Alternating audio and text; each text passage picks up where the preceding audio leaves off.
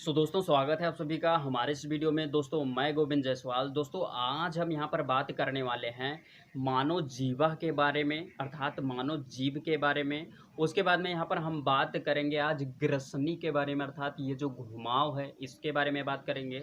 और उसके बाद में ग्रस नली के बारे में बात करेंगे, जिससे कि भोजन होकर आपके पेट में जाता है।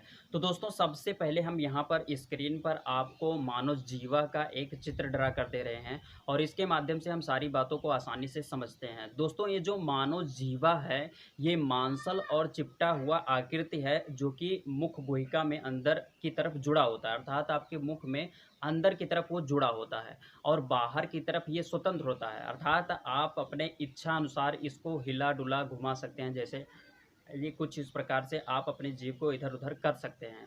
उसके बाद में यहाँ पर अगर हम बात करें तो ये जो जीवा है, आप देखेंगे तो कुछ चिपचिपा पदार्थ होता है, अर्थात ये जो जीवा होता है ये गीला होता है। ये होता है, इसमें होता है श्लेष्म का स्रवण, और इसी के कारण ये जो है आपका जो जीव है ये चिपचिपा होता है, अर्थात गीला होता है। इससे क्या होता है कि ये जो आपका जीव है, जब आप भोजन करते हैं तो भोजन करते समय आपके जीभ पर कोई जो आपका भोजन है वो चिपकता नहीं है, ये इसका कार्य होता है। अब दोस्तों ये जो जीवा है आपकी, इसके जस्ट ऊपरी भाग में होता है आपकी 4 स्वाद कलिकाएँ, अर्थात ये आपका जीभ है, जीभ के ऊपरी परत पर यहाँ पर होती हैं स्वाद कलिकाएँ, और ये 4 प्रकार की होती हैं। जिसमें से अगर हम पहले की बात करें तो यहाँ जो आगे का भाग है, इस आगे के भाग में अगर आप मीठा कोई खाते हैं तो यहाँ पर अगर आप रखते हैं और तालू से थोड़ा-सा भी संपर्क लेते होता है, तो यहाँ पर उसका स्वाद आपको मिल जाता है। उसके बाद में अर्थात कहने का मतलब है कि ये जो मीठा का जो स्वाद मिलेगा वो आगे की तरफ होता है। उसके बाद में इस जीवा के एकदम पीछे का तरफ, जो पीछे की तरफ जो आपको आकृति जैसे आप उँगली आप डालते हैं जीवा में अंदर, तो वहाँ पर आपको कुछ अंदर ले जाएँगे तो आपको कुछ दाना नुमा उभरा हुआ निकलेगा। उसी के जस्ट आगे होता है आपका कड़वा, अर्थात वहाँ पर कड़वा स्वाद वहाँ पर आपको मिलता है। अब इसके बाद में यहाँ पर जो खट्टा वाला बात है दोस्तों, खट्टा यहाँ पर कॉर्नर पर, ये जो आपका जीभ है, जीभ के इस साइड में और इस साइड में यहाँ पर होता है आपका खट्टा का स्वाद मिलता है। यहाँ पर जैसे आप कोई चीज़ खाते हैं तो इस प्रकार से, अर्थात यहाँ पर इस साइड में कर कर आप वो खट्टे का अनुभव करते हैं।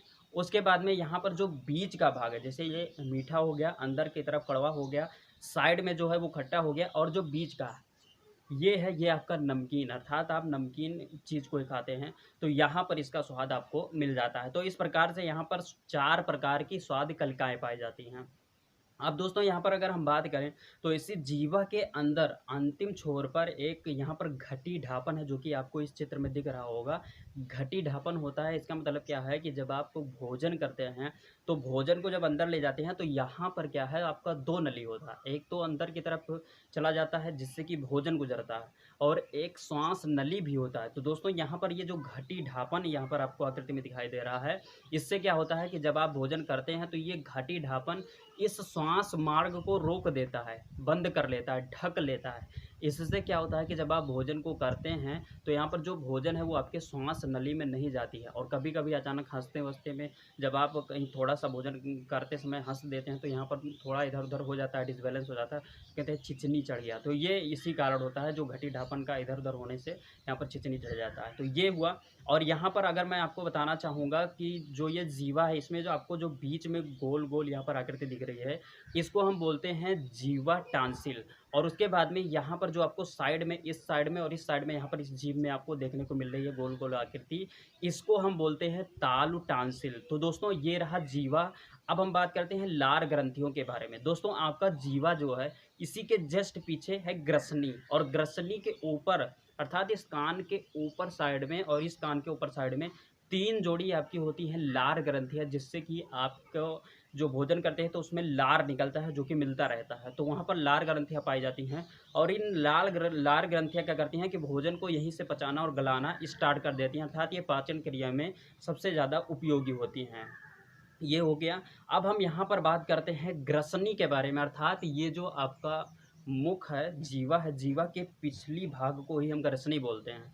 और इस ग्रसनी का कार्य क्या है, इसको यहाँ पर हम जानते हैं। दोस्तों ये जो ग्रसनी है, ये यहाँ से ये घुमाव जो है आपका, ये कुछ कीप, जैसे कि आपको कोई पतले डिब्बे में जब आप कोई तेल या कुछ डालते हैं तो वहाँ पर कीप लगाते हैं, कुछ उस प्रकार से यहाँ पर आकृति है, जो कि कुछ इस प्रकार से यहाँ पर घुमाव है। इसी को हम बोलते हैं ग्रसनी। और ये ग्रसनी क्या होता है कि इसमें क्या होता है कि जब आप बोलते हैं तो यहीं से आवाज़ की गूंज यहाँ से उत्पन्न होती है। और उसके बाद में यहाँ पर ये जो ग्रसनी है, यहाँ पर भी श्लेष्म का श्रवण होता है, अर्थात ये भी चिपचिपा होता है। और यहाँ पर अगर हम बताना चाहेंगे तो यहाँ पर ये जो ग्रसनी है, ग्रसनी के जो पीछे का भाग है, यहीं पर होता है घाटी ढापन और निगल द्वार। निगल द्वार का मतलब है कि जहाँ से आप भोजन को निगलते हैं और अंदर की तरफ जाता है, तो वो निगल द्वार होता है। तो ये कुछ इस प्रकार से आपका ग्रसनी है, जो कि अगर इसकी हम लंबाई की बात करें तो ये है 12 से 14 सेंटीमीटर। दोस्तों यहाँ पर सेंटीमीटर है, अब 12 से 14 सेंटीमीटर तो लगभग इतना हो जाता है। तो इसका मतलब क्या हुआ कि ये जो कुछ इस प्रकार की आकृति है, तो इससे आपको ये जो लंबाई है, लंबाई में थोड़ी दिक्कत हो रही होगी कि 12 से 14 सेंटीमीटर तो बहुत बड़ा हो गया और ये इतना ही। तो ये कुछ इस आकृति में होता है, तो ये आपको नहीं जान पड़ता है कि ये 12 से 14 सेंटीमीटर में होगा। अब यहाँ पर हम बात करते हैं ग्रास नली के बारे में, ये क्या होता है।